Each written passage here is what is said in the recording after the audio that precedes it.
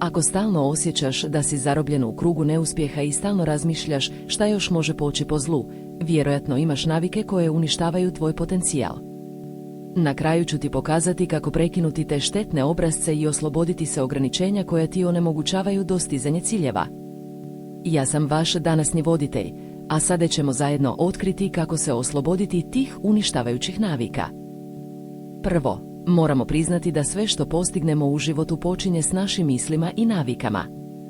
Navike su jako moćne i mogu biti naš najveći saveznik ili naš najveći neprijatelj. One mogu učiniti razliku između uspjeha i neuspjeha, između sreće i nesreće.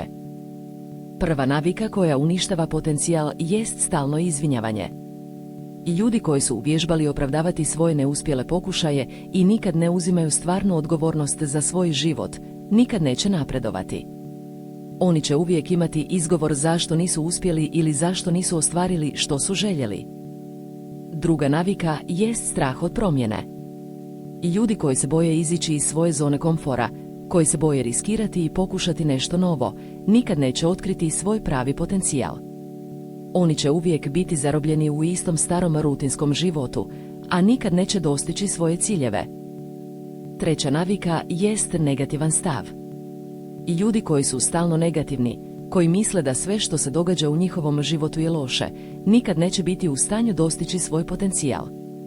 Oni će uvijek biti obilježeni tim negativnim mislima i nikad neće biti u stanju prekinuti te štetne obrasce. Sada, kao što smo već rekli, na kraju ću ti pokazati kako prekinuti te štetne obrasce i osloboditi se ograničenja koja ti onemogućavaju dostizanje ciljeva. Ako želiš da radiš na sebi i razvijaš mentalnu snagu, zapratite Snaga uma i uključite zvonče.